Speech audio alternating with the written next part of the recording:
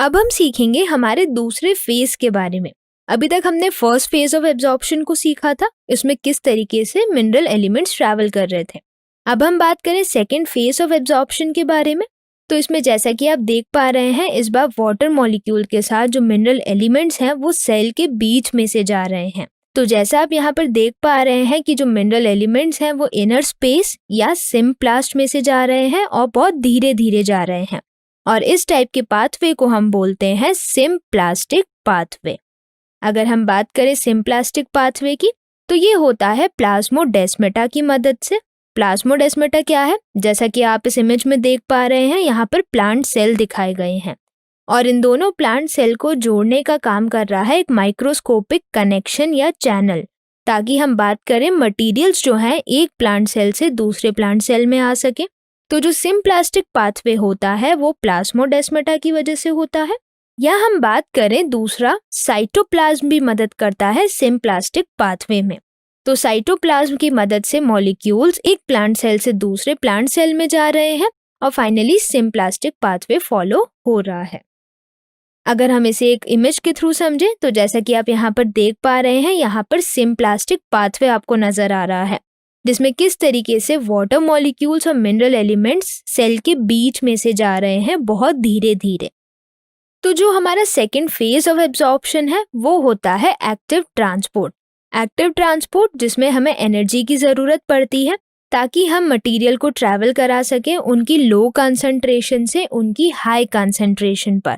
तो हमने बोला कि जो सेकेंड फेज ऑफ एब्जॉर्प्शन है वो एक एक्टिव ट्रांसपोर्ट होता है, जिसमें हम बोल रहे हैं कि जो आयंस का एंट्री और एग्जिट है वो हम बात करें एनर्जी की मदद से होता है।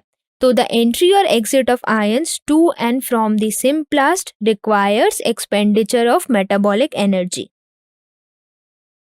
तो जैसा कि आप यहाँ पर देख पा रहे हैं, अगर एक्टिव ट्रांसपोर्ट को हम और अच्छे से समझें तो एटीपी यानी एनर्जी यूज हो रही है और जो मॉलिक्यूल्स है वो उनकी लो कंसंट्रेशन से हाई कंसंट्रेशन में जा रहे हैं, लेकिन किसकी मदद से? एक कैरियर की मदद से।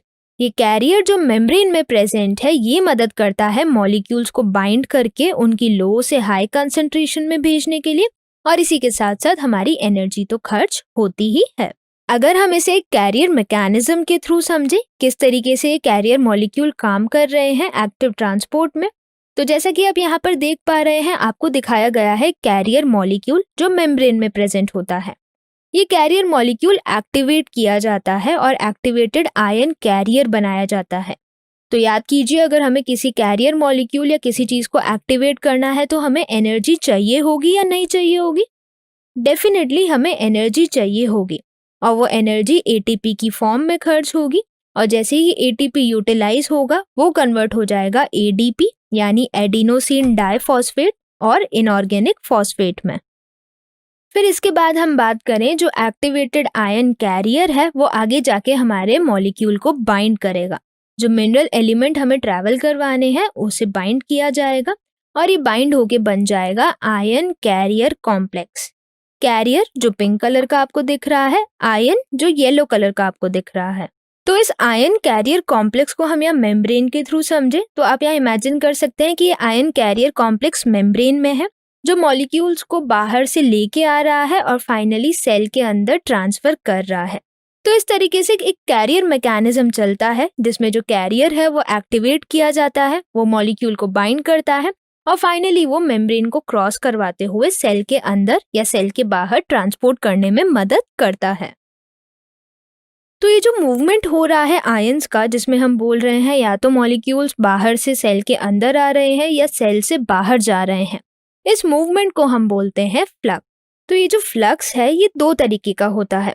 अगर हम बात करें मॉलिक्यूल सेल के अंदर आ रहे हैं तो उसे हम बोलते हैं इनफ्लक्स ऑफ मिनरल आयंस। तो जैसा कि आप यहाँ पर देख पा रहे हैं एक्स्ट्रा सेल्यूलर फ्लूइड से मटेरियल सेल के अंदर जा रहा है, तो इसे हमने बोला इनफ्लक्स। इसी का जस्ट ऑपोजिट होता है ई फ्लक्स, जिसमें हम बोलते हैं कि जो मटेरियल है वो सेल के बाहर जाता है। तो जैसा कि आप यहाँ पर देख पा रहे हैं कि जो सोडियम आयन है वो सेल के अंदर साइटोप्लाज्म से बाहर जा रहे हैं एक्स्ट्रा सेल्यूलर फ्लूइड में, और इस टाइप के मूवमेंट को हमने बोला ई फ्लक्स।